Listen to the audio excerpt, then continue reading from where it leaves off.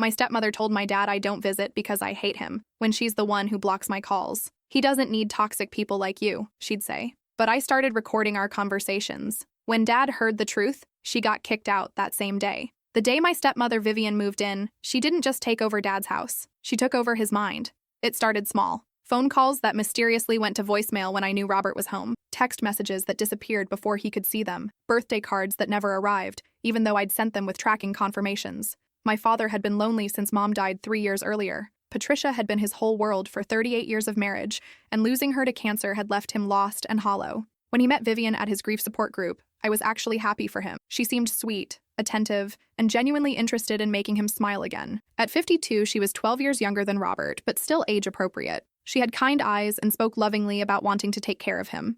I know I can never replace Patricia, she told me during our first meeting, her hand resting gently on Robert's arm. But maybe I can help him find some happiness again. I'd been cautiously optimistic. Robert deserved to find love again, and Vivian seemed genuinely caring. She brought him homemade soup when he was feeling down, listened patiently to his stories about Mom, and even helped him organize photos for a memorial album. The first red flag should have been how quickly she moved in. They'd been dating for 4 months when she showed up at Robert's house with suitcases, claiming her landlord had suddenly evicted her for non-payment. Robert, being the gentleman he'd always been, offered to let her stay temporarily while she found a new place. Temporarily became permanently within a week. It just makes sense, Robert had explained to me over coffee. We're together most of the time anyway, and she's been such a help around the house. I should have trusted my instincts when she insisted on answering Robert's phone every time I called. He's in the shower, she'd say sweetly. Or, he's taking a nap. Or, he's not feeling well today. Always an excuse. Always delivered with that saccharine sweetness that made my skin crawl. Robert never got my card, I'd tell Vivian when she answered his phone on his birthday. Oh, that's strange, she'd say, her voice dripping with fake concern. Maybe the postal service is having issues. You know how unreliable they are these days. But I'd watched the tracking information obsessively. Delivered. Signed for by V. Mitchell at 2:47 p.m. on the exact day of Robert's birthday. When I asked Robert about it later during one of our increasingly rare conversations, he seemed genuinely confused.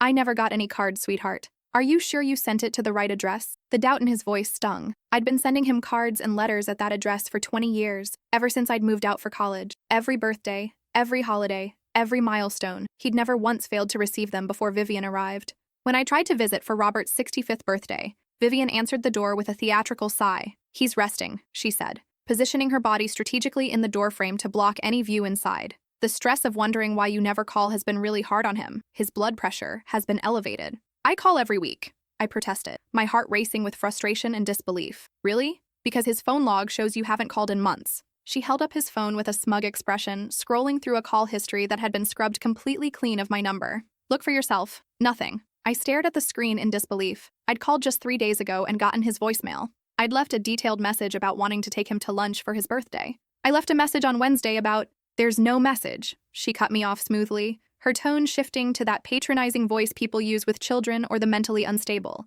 Maybe you dialed the wrong number. These things happen when people get emotional and aren't thinking clearly. The way she said emotional made my skin crawl. Like I was some hysterical woman who couldn't be trusted with basic tasks like dialing a phone number correctly. Can I just see him for 5 minutes? It's his birthday. I'm sorry, but he specifically asked not to be disturbed. He's been very upset about your absence from his life lately. 6 months after their wedding, Robert stopped returning my calls entirely. When I finally reached him at work, using the direct line to his office that Vivian couldn't monitor, he sounded distant, hurt, like he was talking to a stranger instead of his only daughter. I don't understand why you hate Vivian so much, he said quietly, his voice heavy with disappointment. She's been nothing but kind to you, and you treat her like absolute garbage. Dad, what are you talking about? I've barely spoken to her. She told me about the awful things you said at Christmas dinner, how you called her a gold digger and said she was trying to replace Mom, how you threw your wine glass at the wall and stormed out screaming. My blood ran cold. Dad, I wasn't at Christmas dinner. Vivian told me you wanted to spend the holidays just the two of you since it was your first Christmas as newlyweds. There was a long pause, filled only with the sound of Robert's breathing and the distant hum of his office air conditioning. That's not what happened. You came over around 3 o'clock already drunk. You ruined the entire evening. I was at my friend Janet's house for Christmas. I have photos with timestamps. I can show you. I have to go, he said abruptly. I'm in a meeting, but I could hear Vivian's voice in the background, and it sounded like she was crying. Perfect timing. The lies escalated from there, each one more elaborate and damaging than the last. According to Vivian's version of reality, I'd sent Robert cruel text messages at 2 in the morning, calling him pathetic for remarrying so quickly after Mom's death. I'd supposedly shown up at their house drunk multiple times, demanding money and screaming about how Vivian was stealing my inheritance. I'd allegedly called Vivian horrible names and threatened to contest Mom's will if Robert didn't get rid of his new wife. None of it was true. Not a single word. But Robert believed every story because Vivian was there, constant and caring, ready with tissues when he cried about his difficult daughter, who'd turned against him in his time of grief. She was brilliant, I had to admit. Every lie was crafted to play on Robert's worst fears about losing me the way he'd lost Mom. Every false story reinforced his belief that grief was making me irrational and cruel. She positioned herself as the only stable, loving presence in his life, while painting me as the unstable daughter who couldn't handle his happiness. The breaking point came on a Tuesday morning, when Robert had a minor heart attack at work. I got the call from his assistant, who'd found my number in his emergency contacts, and rushed to the hospital, my heart pounding with terror at the thought of losing the only parent I had left. I was turned away by security at the cardiac unit. "I'm sorry, but you're on the restricted list," the guard said, checking his clipboard with professional indifference. "Mrs. Mitchell says you've been causing the patient stress." "Mrs. Mitchell? That's his wife, not me. I'm his daughter." I fumbled for my driver's license, my hands shaking with adrenaline and panic. "The wife specifically mentioned that the daughter might try to claim family relationship to gain access," the guard continued, his tone growing more suspicious. "She said you've been estranged for months, and that seeing you could trigger another cardiac event." Through the ICU window, I watched my father lying in that hospital bed, looking older and more fragile than I'd ever seen him. Machines beeped around him, monitoring his vital signs while IV lines snaked from his arms. Vivian sat beside him, playing the devoted wife while simultaneously destroying his relationship with his only daughter. She'd catch me looking through the glass and shake her head sadly, as if my presence there proved how unstable and dangerous I was. That night, sitting in my car in the hospital parking lot, I realized that Vivian wasn't just isolating me from Robert. She was systematically erasing me from his life, while positioning herself as his sole source of love and support. It was emotional manipulation on a level I'd never encountered before. That's when I realized I needed proof. For the next 2 months, I recorded every conversation with Vivian. I bought a high-quality digital recorder and kept it running whenever I tried to call Robert's house. I documented every blocked call, every intercepted message, every lie she told him about my supposed behavior. I created a detailed log with dates, times, and exact quotes. The first recording was almost too perfect, like Vivian was auditioning for the role of manipulative stepmother. She answered Robert's phone when I called to check on his recovery from the heart attack. "Oh, it's you," she said with that theatrical sigh I'd grown to hate. "Robert's resting. Dr. Fleming says stress could cause another heart attack, and frankly, your behavior lately has been very concerning. I just want to talk to him for 5 minutes. I'm his daughter, and I've been worried sick." "You should have thought about that before you abandoned him," she replied with cold efficiency. "He's been asking why you haven't visited or called since he got home from the hospital. It's breaking his heart. I've called every day for 2 weeks. You keep telling me he's sleeping or too sick. That's not true, and you know it. Stop trying to rewrite history to make yourself feel better about abandoning your father when he needed you most." 20 minutes later, I heard Vivian talking to Robert in the background, her voice shifting to that sweet, concerned tone she used when she thought I couldn't hear. "Your daughter called again," she told him while I was still on the line, having muted my end to listen. "I told her you were too sick for visitors, but she just got angry and hung up on me. She said some very hurtful things about how I'm keeping her from you. I think she might be drinking again." Again. There had never been a drinking problem before, but Vivian had been planting those seeds for months. The pattern became crystal clear through the recordings. Vivian would answer Robert's phone, tell me he couldn't talk, then immediately tell him I'd called just to harass them or demand something. She'd delete my voicemails before he could hear them, then tell him I never called. She'd intercept delivery notifications for packages and cards, then claim they never arrived. But the most damaging recording came 3 weeks after Robert's heart attack, when she thought he was napping upstairs. She called her sister Sophia, and I caught the entire conversation because she'd put her phone on speaker. "He's completely isolated now," Vivian laughed, her voice carrying that cruel edge I'd learned to recognize. "She can't get through to him, and he thinks she's abandoned him just like his first wife did before she died. Are you sure this is working?" Sophia's voice came through clearly. "What if he figures it out?" "Oh, it's working perfectly. He's already talking about changing his will. The inheritance will be all mine once I convince him to cut her out completely. Another few months of this and she'll be written off as the ungrateful daughter who turned her back on her grieving father." "What if she tries to visit in person?" "Security system," Vivian said smugly. "I had cameras installed last week. If she shows up uninvited, I'll call the police and say she's harassing us. Robert will see it as proof that she's become unstable and potentially dangerous." "You're terrible," Sophia laughed, "but brilliant. The beautiful thing is, he's doing all the emotional work for me. Every time I tell him she hasn't called, he gets more hurt and disappointed. Every time I say she refused to visit him in the hospital, he believes I'm the only one who truly cares about him. I'm not even lying directly, I'm just controlling the information flow." I sat in my car outside their house, listening to this conversation with hands that shook so badly I could barely hold the recorder. This woman wasn't just isolating my father from me. She was systematically destroying his mental image of who I was as a person, while positioning herself as his savior. The recordings kept coming over the following weeks. Vivian bragging to friends about how easy it was to manipulate a lonely widower. Vivian coaching Sophia on what to say if Robert ever called to verify her stories. Vivian researching elder law attorneys and looking into how to contest inheritance claims. Vivian calling financial advisors to discuss how quickly she could access Robert's accounts if something happened to him. But the most chilling recording was Vivian talking to herself, practicing the performance she'd give Robert when he woke up from his afternoon nap. "Your daughter called while you were sleeping," she rehearsed, modulating her voice to sound appropriately sad and concerned. "She was very upset that you haven't been returning her calls. I tried to explain that you've been recovering from your heart attack, but she started yelling at me again. She said some very hurtful things about how I'm keeping you from her and manipulating you against her. I think she might be drinking again. Maybe we should look into getting her some help." The drinking again was a masterful touch. There had never been a drinking before, but Vivian had been planting seeds about my supposed alcohol problem for months, mentioning it casually whenever Robert seemed to doubt her stories about my behavior. 3 months after Robert's heart attack, I finally got my chance. Vivian had gone to visit Sophia for the weekend, leaving Robert alone for the first time since they'd married. It was the opening I'd been waiting for. I called his house and he answered on the second ring. "Dad, it's me. Please don't hang up." "Sweetheart?" His voice sounded surprised, confused, like he hadn't heard from me in years instead of days. "Where have you been? I've been so worried about you. I've been trying to reach you for months, Dad. Vivian keeps telling me you don't want to talk to me." "That's not true at all. She said you haven't called since I got out of the hospital. She said you were angry about something and didn't want to see me recover." My heart broke a little more. "Dad, I need you to listen to something very carefully. Can you sit down?" I played him the recording of Vivian talking to Sophia about the inheritance, then the one where she coached her sister on lying to Robert, then the one where she practiced fake conversations to make me look unstable and uncaring. The silence on the other end stretched so long I thought he'd hung up. "Dad, are you still there? Play that first one again," he said quietly, his voice thick with emotion. I did. When Vivian's voice filled the room, laughing about isolating him and stealing his inheritance, I heard my father make a sound I'd never heard before. A mix between a sob and a growl of pure rage. "She's been lying to me," he whispered. "All of it. Every single thing she told me. I have hours of recordings, Dad. She's been systematically cutting me out of your life while making you think I abandoned you when you needed me most. The Christmas dinner story where you supposedly threw the wine glass? Never happened.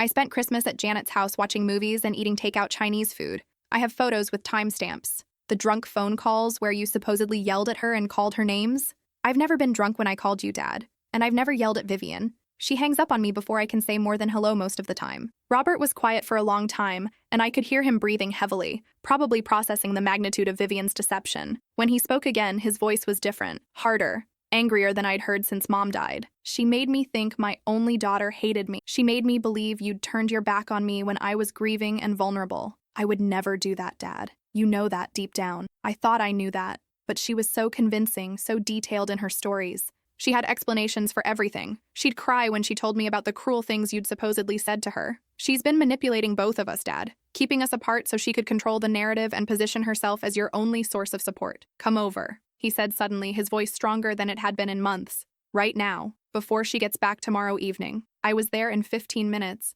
my heart pounding with a mixture of hope and terror. When Robert opened the door, he looked older than his 65 years, but his eyes were clear and focused for the first time since Vivian had entered our lives. "Show me everything," he said. We spent the next 4 hours going through my recordings, my documentation, my phone logs showing hundreds of attempted calls. I showed him the tracking confirmations for cards and packages that had been delivered but never reached him. I pulled up photos from Christmas, from birthdays, from all the events Vivian claimed I'd ruined with my supposedly erratic behavior. "She's been living off my grief," Robert said finally, his voice filled with a cold fury I'd rarely seen. "She knew I was vulnerable after losing your mother, and she used that vulnerability to isolate me from the one person who actually loves me unconditionally. What are you going to do? I'm going to end this before she destroys anything else." When Vivian returned Sunday evening, she found her bags packed and sitting on the front porch like discarded trash. Robert and I were waiting in the living room with Dr. Fleming, the family therapist who'd been helping Robert process his grief before Vivian had convinced him to stop going to sessions.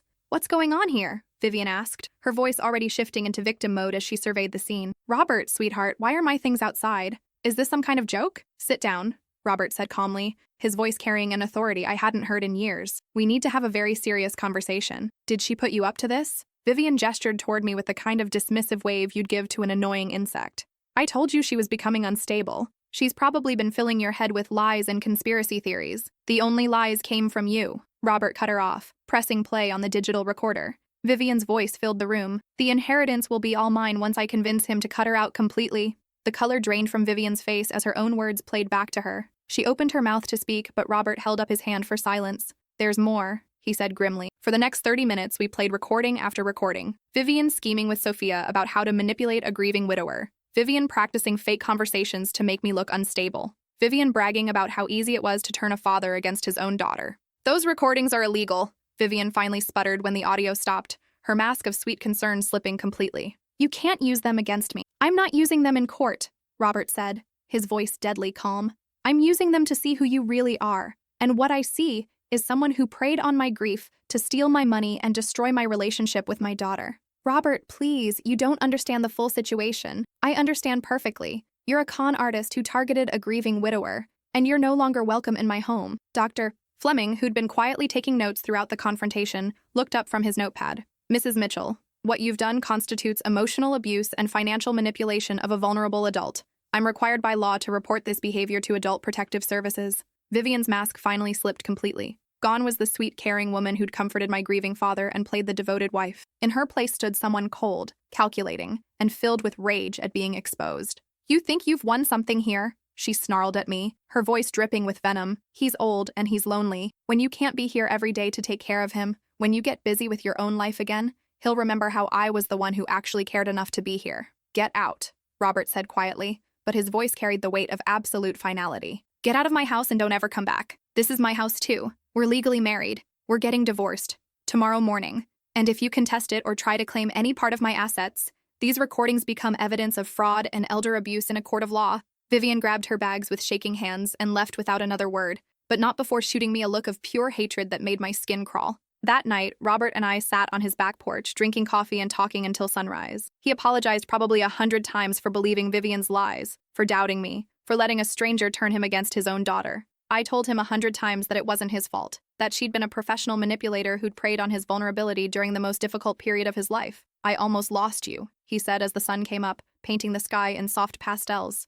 My only child, and I almost lost you because I believed a stranger over my own daughter. But you didn't lose me, Dad. I'm right here, and I'm not going anywhere. The aftermath wasn't as simple as just moving on. The damage Vivian had done ran deeper than either of us had initially realized. In the weeks following her departure, Robert struggled with waves of shame and self-doubt that would hit him at random moments. How could I have been so stupid? He asked me one evening as we sat in his living room, going through photo albums from before Vivian had entered our lives. I'm a smart man. I ran a successful business for 30 years. How did I let her fool me so completely? You weren't stupid, Dad. You were grieving and vulnerable, and she was a professional predator who knew exactly how to exploit that vulnerability. But I believed her over you, my own daughter. I actually thought you'd abandoned me. The pain in his voice was almost unbearable. Dr. Fleming had warned us that recovery from this kind of emotional manipulation would take time. Robert had to rebuild not just his relationship with me, but his trust in his own judgment. 6 months later, Robert and I have rebuilt our relationship stronger than ever before. He sees Dr. Fleming twice a week and has learned to recognize the warning signs of emotional manipulation. We've established new traditions: Sunday morning breakfast at his favorite diner, weekly movie nights, and monthly trips to places he and Mom had always wanted to visit. Vivian tried to contest the divorce and demand substantial alimony, but when her lawyer heard the recordings, he advised her to accept Robert's minimal settlement offer and disappear quietly to avoid criminal charges for elder fraud. We learned later that Robert wasn't Vivian's first victim. The private investigator Robert hired discovered that she'd been married 3 times before, always to older widowers, and always with the same pattern of isolation and financial manipulation. Her real name wasn't even Vivian Mitchell. It was Victoria Marsh, and she had a criminal record for elder fraud in 2 other states. The most disturbing discovery was a notebook found in her belongings that contained detailed profiles of potential targets from the grief support group. She'd been studying the men there like a predator studies prey, noting their financial situations, their vulnerabilities, their relationships with family members. Sometimes I wonder how long Vivian's plan would have taken to fully work if I hadn't started recording our conversations. Would Robert have eventually cut me out of his will completely? Would I have given up trying to reach him and moved on with my life? The thought terrifies me, but it also reminds me why documentation and persistence matter when someone is trying to rewrite your reality. When someone is systematically destroying your relationships, when they're gaslighting you and rewriting history to serve their agenda, evidence is the only thing that can cut through the lies. Truth has power, but only when you can prove it with facts that can't be disputed or explained away. Robert keeps copies of those recordings in his safe deposit box now, not because he enjoys listening to them, but because they remind him never to let loneliness and grief make him vulnerable to predators again. He's also shared them with adult protective services to help them recognize similar patterns of abuse in other cases. And me? I've learned that sometimes the people who seem most helpful and caring are the ones doing the most damage behind the scenes. Vivian didn't steal from Robert with violence or obvious threats. She stole from him with kindness and manipulation, making him complicit in his own isolation from the people who truly loved him. The experience has also taught me the importance of trusting my instincts. From the beginning, something about Vivian felt wrong, but I ignored those feelings because I wanted Robert to be happy. Now I know that gut feelings about people often contain important information that our conscious minds haven't fully processed yet. Robert has started dating again, cautiously, with Dr. Fleming's guidance and my support. He's learned to introduce potential partners to me early in the relationship and to be suspicious of anyone who tries to isolate him from family and friends. He's also more aware of his own vulnerability and the tactics that predators use to exploit lonely people. But in the end, truth won out over deception. Love proved stronger than manipulation, and the woman who tried to destroy our family is exactly where she belongs, out of our lives forever, hopefully getting the professional help she needs to stop preying on vulnerable people. The recordings that saved my relationship with Robert weren't just evidence of Vivian's lies and manipulation. They were proof that when someone tries to rewrite your story and steal your family, the only way to fight back is with truth, documented carefully and presented clearly. And sometimes, that's exactly what love looks like. Not giving up on the people who matter most, even when the whole world seems convinced that you're the problem. Sometimes love means fighting for the truth, even when it's painful and difficult and everyone thinks you're crazy. Because in the end, families are worth fighting for. Truth is worth fighting for. And the people who try to destroy those things with lies and manipulation deserve to face the consequences of their actions. Today, Robert and I are closer than we've ever been. We talk every day, see each other multiple times a week, and he's actively involved in my life in a way he never was before this ordeal.